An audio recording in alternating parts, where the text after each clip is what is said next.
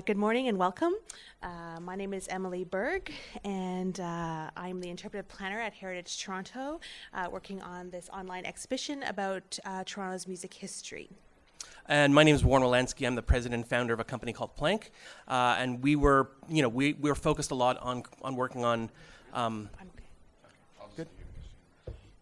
We focus a lot of our attention on working on arts and culture projects, so we're really happy to have the opportunity to work with Heritage Toronto on this project. Yeah, and so a little bit about Heritage Toronto. We're a charity and arm's length organization from the City of Toronto in Canada that celebrates Toronto's rich heritage through diverse stories of its people, places, and events.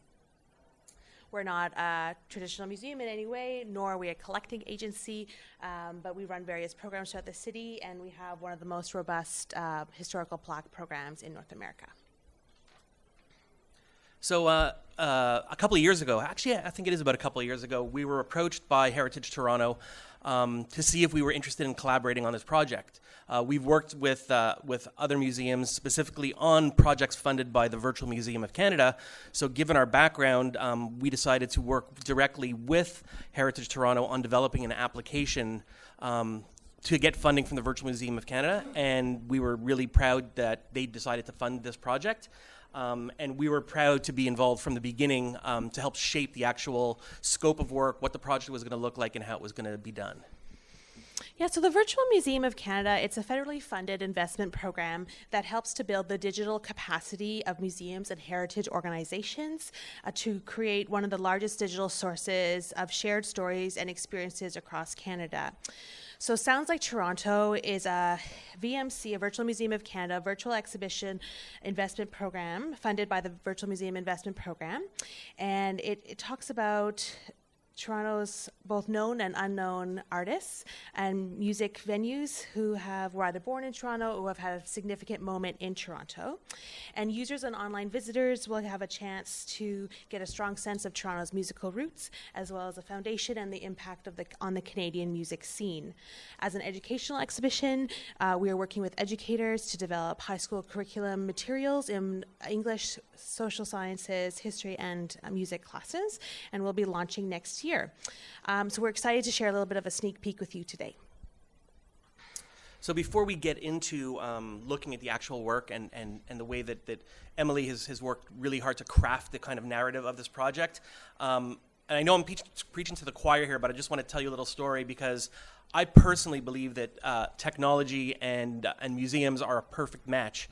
And technology and websites and web projects are imperative and important an important thing to museums. But I was at another museum conference about a year ago, and I ended up having a discussion with a couple executive directors who actually said the words that they were frightened still by technology, that actually digital was something that would damage their museums. And I just found that shocking. I get on one hand that getting human beings into your institutions are the key thing you want to do as a museum. And I think it's imperative that you still focus on that. But the reality is, if you get 1 million or even 500,000 or 200,000 people into your institution, that still means that hundreds of millions of other people are never going to show up, and you have no opportunity to develop that relationship. Digital projects are a way to develop that relationship, engage with people who might never visit your museum, and ensure that you have, you build that connection. And I recognize that the in-person attendee is that number one, but if you want to value a museum, a digital museum visitor as a 0.5 or 0.25, that's great, but still make sure that you value them and value their impact on your institutions. So many of us are familiar with Nina Simon's book, The Art of Relevance. I am often influenced by her writing, and when I work on projects, including this one, there are 3 very important aspects that drive my ideas as well. So they are relevancy, engagement, and meaning, and how does that look like from the user perspective. So I believe that these concepts create the connective tissues and threads to bring content, design, and user experience together, and we have framed our exhibit goals and presentation around these 3 words. So what does that look like for Sounds Like Toronto? Relevancy. For us, this means that this online music exhibition is to unlock new meaning. It's to resonate especially with our target audience, which is our youth, and engage with them on both a personal and emotional level, unlocking meaning through the diverse stories and helping them to realize that the relevance of both the past and the present within Toronto's music history. When I was brought into this project, there was a very narrow focus on the 1960s rock and roll and folk music scenes in Toronto, which were seminal to Toronto's music. But with our target audience being youth and geared towards them, I felt that these two themes, both the terms of the content and our audiences, didn't quite connect. And I really wanted to bring it up to date, and I really wanted to hear from the students themselves, our target audience, what they were thinking. And so I was tasked to find, well, I wasn't tasked, I wanted to also address issues such as gender parity within artists and the music communities. I wanted to create an inclusionary exhibition that was accessible, and I also wanted to feature artists that were queer, Black, people of color, Indigenous artists from the last 65 years up to today. So step one, what did I do? I arranged to do front-end formative as well as upcoming summative evaluations with grades 10 to 12 students in our local public school board to speak with them in their music, history, and English classes, as well as their teachers about what music meant to them and what they were interested in learning about, and their responses and my intuition were correct, and I changed the narrative of this project to better reflect, to be more relatable and to be more inclusive. Students respond with great gusto when we define them what does music mean to them, what and who they would like to see in this exhibition. One student said that they wanted a balance between up-and-coming artists as well as artists they already know.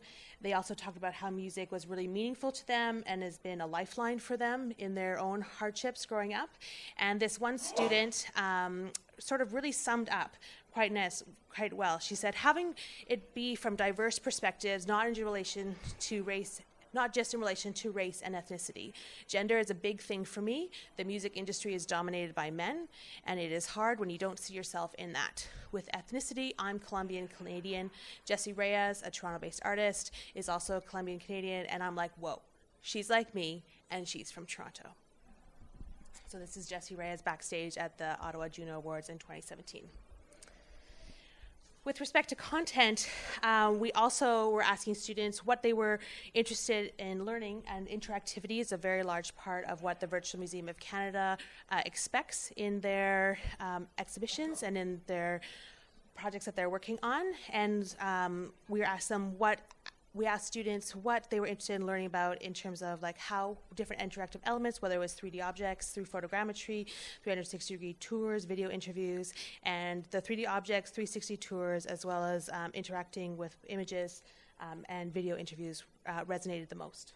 Yeah, working with the VMC, it's really important to them. The word that they keep using is interactive, and we wanted to make sure that we lived up to those expectations. So we wanted interactive to be more than just, like clicking on a photo and making it larger. We wanted it to be really elements that, that students and the general public could explore. There's a couple 360 videos that are being developed for this project, which actually will let people explore venues that don't even exist anymore. So it's really exciting for people to be able to have that opportunity to explore, look at, and really interact with the different elements. Now, from a design perspective, we had an interesting challenge, and the challenge was, how do we come up with a look and feel that actually spans a 50 or 60 year period? How do we come up with a look and feel that actually accounts for material that could be black and white photos to modern, really beautiful like digital photos or 3D objects? So the inspiration we decided to look at was to take some of the design look and feel from the 1980s from Much Music, which is like MTV. It's a Canadian version of MTV, and a lot of the artwork at that time were these big, bright colors. And we found that we were able to pull this kind of modern retro feel. So if you look at the color palette we chose, it ends up kind of fitting in with the look and feel that youth would expect today, or they interact with and they connect with emotionally, while also referencing the retro look and feel as well. So, our designers are really proud of that ability to kind of find that right balance between the two. from a technology perspective, we wanted to reflect and present the content in ways that were going to be useful to youth as well. So it's interesting, we ended up really relying on Spotify and YouTube rather than going the traditional route of commissioning or purchasing music directly and being able to present it in a way that was going to work for youth. Yeah, because given the limited funding that we had related to music licensing, we would only be able to license about a 3 to 5 second minute clip for each of the 40 artists and places and venues that we're featuring, which is not a lot of time to get to know a music or that sound. So when I was asking, when I was in the classrooms and I was asking our music students, I asked them, how are you listening to music today? Like, what is interesting to you? And like, is there a platform? And if so, what is it? And they unanimously, literally all in the class, be like, Spotify! Just Spotify. They're like, Spotify's number one, then Apple Music, then YouTube. And it was interesting to sort of hear them. And I very much am aware that this is a small sampling. However, there was a recent report last month in Hypebot, which is a technology, music, and business insider report, that confirmed that music is being redefined by Gen Zs, which are those born between 1995 and 2010, which is our target, pretty much our target audience are Gen Zs.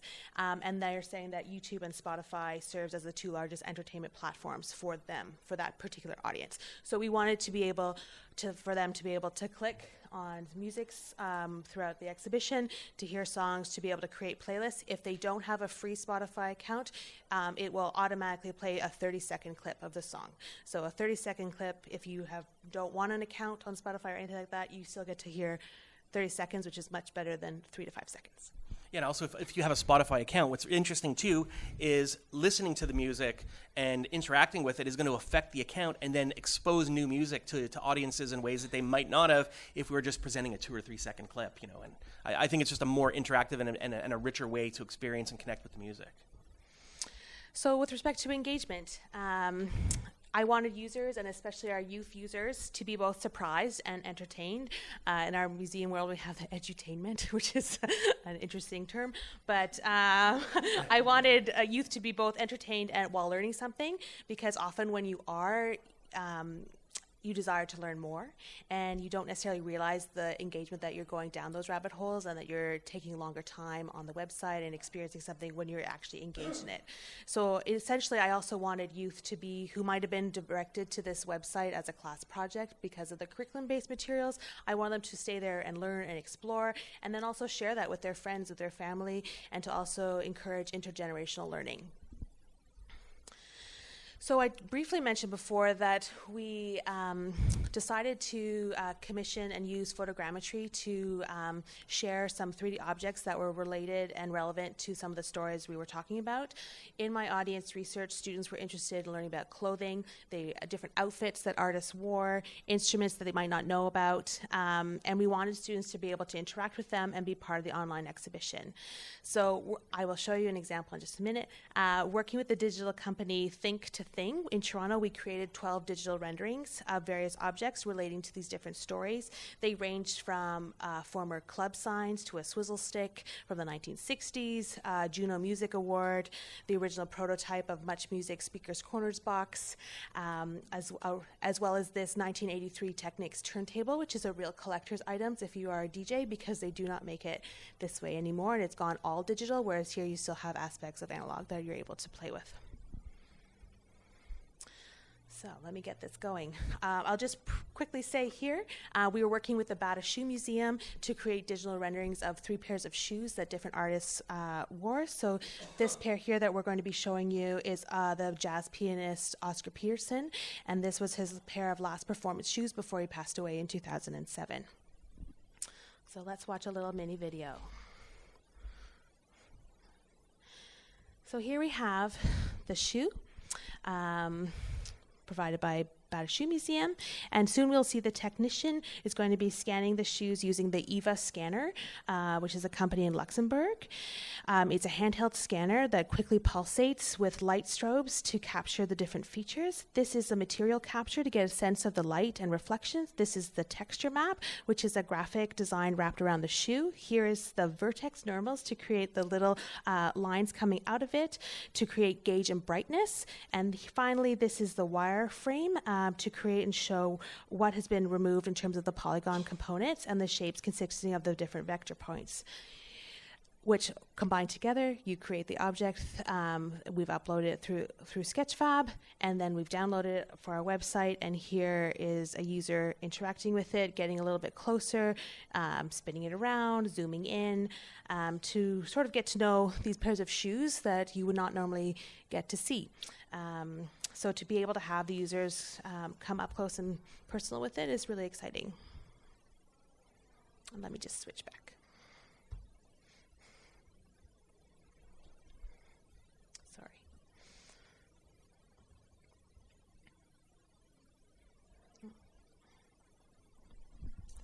So we were tasked with trying to find that proper balance from a design perspective of how do we demonstrate all these different interactive elements? How do we get in place also the design look and feel that we were looking to capture, and make sure that the site was engaging? So we wanted to ensure that every interaction that the user had would always encourage them to want to explore more. We wanted to be as engaging as possible, and also, as you can see, we're showing you a desktop view, but we really designed it with a mobile-first intention so that the mobile experience would be just as rich and have absolutely no limitations or any difference from the desktop experience. And also for us, another important point, and I'm not going to get too technical here, but working with the Virtual Museum of Canada as well, they have very, very strict standard compliance expectations for the site. So we had to find that proper balance, again, between design, interactivity, elements, and ensure that the site was compliant with all modern technical standards. To give you an example, I'll actually give an example. VMC is really involved in the project, so going through the 5 stages that they expect on this project, when we hit one stage and they wanted to just make sure that the site was working as expected or as they expected, I mean, they showed back up with 50 pages of notes to just basically say, these are all the little small things we'd like to see you edit to make sure that the site is an even better experience for all of the users. So it seems at first like a scary thing to go through, but it ensures the project is that much better by having somebody who's really taking care of and caring about the project as much as we are. Yeah, and I know, Warren, you'll talk about this in a little bit, but it's really important in terms of accessibility to be able to have all of those implemented from the beginning when you're developing the website. So to have those fields in the back end for alternative text to be able to be compatible with screen readers, to be able to have a complementary experience that doesn't shy away whether you're a user that can see it on a screen or whether you're a user that needs to experience it in a different way. To really have that comparable experience is really important. Yeah, to build on that point, Emily has a really, really good point there is, I think when you're designing a site to have a high level of accessibility or the proper level of accessibility, it shouldn't be an afterthought that you kind of tack on at the end of the project, kind of like, oh, it's accessibility time.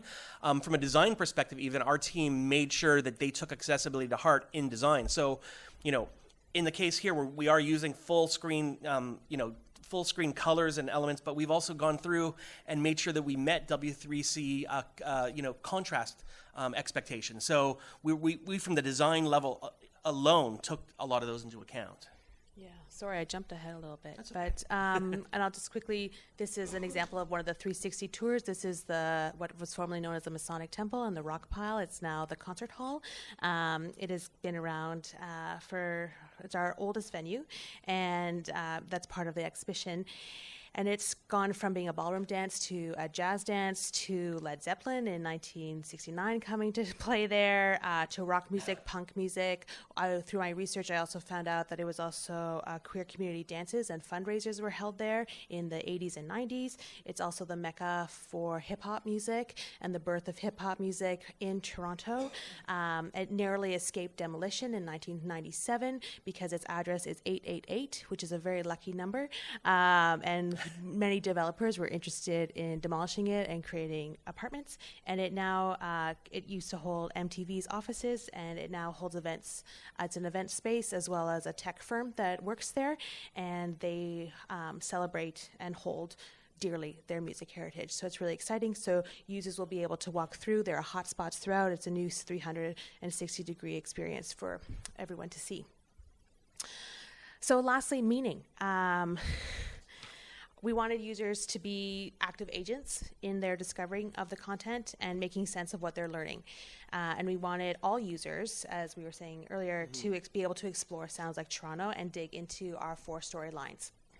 So speaking of these storylines, I talked earlier about it being accessible in terms of design and content, but also in terms of content. So bridging, I really wanted to talk about music as the narrative and social themes that music can create, and how music pushes boundaries and creates social change and also connects people together. And music can often be a means to express oneself. It can be a form of identity. It can be a way to build community, as well as to take a stand, to resist, and to challenge social norms. I won't go through all of them, but just up on your top left is Buffy St. Marie. She was banned from the US radio because of her music. We have Jackie Shane.